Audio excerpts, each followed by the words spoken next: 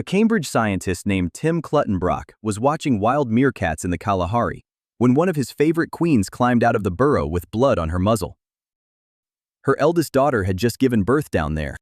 The queen went back down and came up carrying a dead pup that was still warm, and then she brought up 3 more that she had just killed. All 4 of them were her own grandchildren. Now, killing your own grandchildren sounds like the worst evolutionary plan ever invented, right up until you do the arithmetic. A daughter shares half of your genes, and a granddaughter only shares a quarter. So she would rather her family raised her daughters than her granddaughters, and she is not a broken meerkat. She is a textbook one. Out of every mammal whose deaths scientists have actually counted, the meerkat has the highest share of them caused by its own kind, and almost every one of those dead is a newborn. That claim comes down to one number, and the number has a far stranger story than the headlines about it. In 2016, a team of Spanish scientists, led by José María Gómez, published a survey in the journal Nature. It was the biggest survey of mammal death anybody had ever put together. They gathered more than 4 million recorded deaths across 1,024 mammal species, about 1 in 5 of all the mammal species known at the time. For every species, they worked out one number. That number was the share of all the recorded deaths that had been caused by another member of the same species. Across all mammals, the answer was about 0.3%, or roughly 1 death in every 300. So for the average mammal, being killed by your own kind is a rounding error. In more than 60% of the species they checked, nobody had ever recorded a single killing, and the authors say that is probably because nobody was watching closely enough. The highest number in the entire database belonged to the meerkat, at about 19%. Of every 100 meerkat deaths that scientists have written down, about 19 were caused by another meerkat, and nearly all of them were newborns. For scale, lions came in at 13.3%, and gray wolves at 12.8%. And every one of those numbers lumps babies killed in the nest together with adults fighting. The animal that beat them both weighs under a kilogram, and its number is unusually solid because it rests on 501 recorded deaths, while the lemur species just underneath it rest on 5 and 6. And this is where it gets good, because the paper never actually discusses meerkats. The word does not appear anywhere in the main text, and the species shows up just once, as tiny print on a family tree diagram. The number lives in a 40-page table inside the paper's appendix. A journalist called Ed Yong, writing for The Atlantic, went through that table and found the meerkat sitting on top.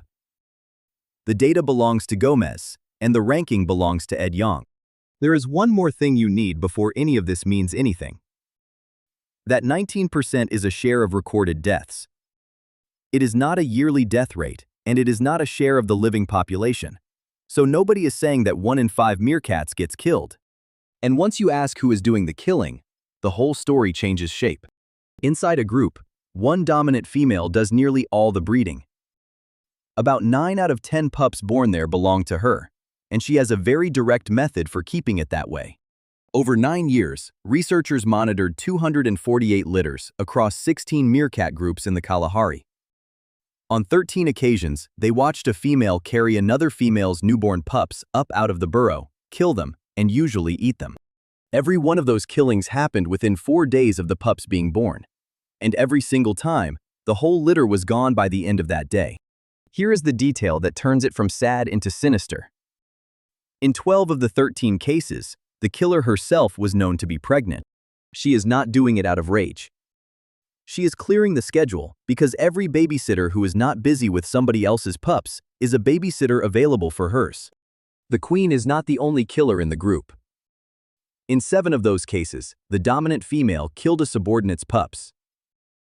In 4 cases, one subordinate killed another subordinate's pups, and twice a subordinate killed the dominant female's own pups. Being family does not protect the babies either.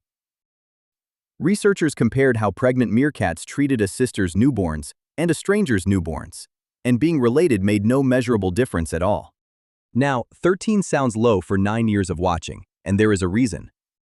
Meerkat pups spend 3 weeks underground, so a killing is only visible if the bodies get carried up into the daylight. Across those same groups, 96 whole litters were dead within 4 days of birth, so 13 is only what anybody could see. The subordinate females get a punishment of their own, and this one does not kill anybody. The dominant chases them, attacks them at the tail and the hindquarters, and then throws them out of the group. Females over 9 months old were evicted on 43% of the occasions they could have been. And in a bigger study, 92% of every eviction happened while the dominant was pregnant. Evicted females were driven into the desert, a median of 20 days before the queen gave birth, and let back in about 3 days after the pups arrived. At which point, obviously, they helped raise them. You get thrown out of your own home for the back half of her pregnancy. You get invited back the moment the babies exist, and your new job is babysitting the babies. Exile is not just sad. The evicted female's stress hormones roughly doubled, and her body stopped preparing to breed. In more than 5,800 days of watching evicted females, exactly one of them managed to conceive. That is one meerkat family. What happens between 2 of them is worse. Over 11 years, the Kalahari Meerkat Project recorded 422 encounters between rival meerkat groups. 38 turned into a fight, and 13 of those killed somebody. 22 meerkats died in those 13 fights, and 20 of the 22 were pups. Only 2 of them were adults. So meerkat war is not warriors killing warriors. It is armies killing daycares. And the researchers watched winning groups chase their rivals home and then dig out the enemy's burrow. Now here is the part that makes no sense, because those same animals will also starve themselves for a whole day to mind somebody else's babies. A meerkat babysitter sits at the burrow for a full day and does not eat at all. Over that whole shift it loses weight, while everybody else out foraging is putting weight on, and the researchers call that cost substantial. And the mother does almost none of it. Every adult in the group takes babysitting shifts except the dominant female, because she has to keep eating in order to make milk. Then there is the teaching, which is my favorite thing about meerkats. Scorpions are about 9% of everything the pups get fed, and they are comfortably the most dangerous item on the menu. So a helper who finds a scorpion removes the sting first, and then hands the disarmed scorpion to a pup. It stands guard while the pup fights, and nudges the scorpion back into range if the pup drops it. And the lessons get harder as the pupils get older, from a dead scorpion, to a live one with the sting taken out, to a fully armed one. Meerkats are one of only a handful of animals ever shown to teach. So the same animal fasts for a full day guarding somebody else's babies, and disarms a scorpion so a pup can practice safely. Then that same animal will kill and eat a newborn litter if she happens to be pregnant when they are born. If some of this feels familiar, it is because a lot of it was on television. Animal Planet filmed the meerkats at that research site for a show called Meerkat Manor. By 2007, it was their biggest series, with more than 4 million viewers in America. The star was the dominant female of a group called the Whiskers, and everyone knew her as Flower. So millions of people sat down every week for a sweet documentary about a family, and it was also a program about a serial baby killer. Flower was bitten by a Cape cobra, underground, where nobody could see it happen. Animal Planet's executive producer said nobody knew until she came back up with the swelling, and that she was dead within about 48 hours. And the researchers would not step in to save her. Their position, as that producer described it, was that saving a weaker meerkat would affect the gene pool and change what happens naturally. There is a bitter joke in the biology. Meerkats carry genes that probably give partial resistance to some snake venoms, which is not remotely the same as immunity. And the most famous meerkat who ever lived had those genes. Flower died at the end of January 2007, and the episode showing it did not air in America until the 28th of September. Millions of people cried over a death that was 8 months old. So that is the true version, and here is what happened to it on the way to the internet. A BBC Science magazine ran the line that meerkats are the most murderous mammal on Earth, and that 20% of the cute critters are slaughtered by their own species. It was mammals only, about 1 species in 5. And it was never a share of the critters, it was a share of the deaths on record. The word murder never appears in that paper, because the number does not only count fights, it also counts pups that were abandoned and left to die. To be fair to the study, Nature never retracted it and never printed a correction. Other researchers have argued in print that it lumps too many kinds of killing together, but nobody has knocked it down. It was far more careful than the headlines about it. There is one honest limit, even in the careful version.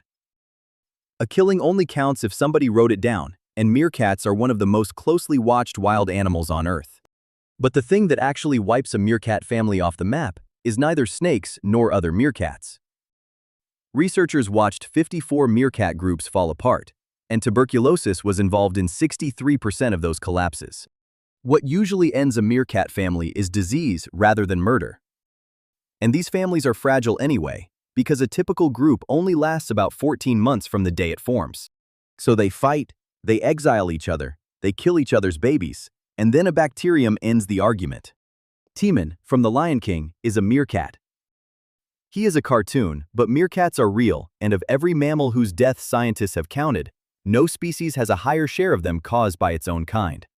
Inside a meerkat group, the dominant female routinely kills the newborn pups of the other females. She throws the grown ones out into the desert while she is pregnant, and lets them back in once her own babies are born.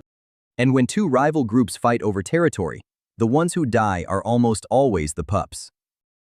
Over 11 years of watching those fights, 22 meerkats were killed, and 20 of them were babies.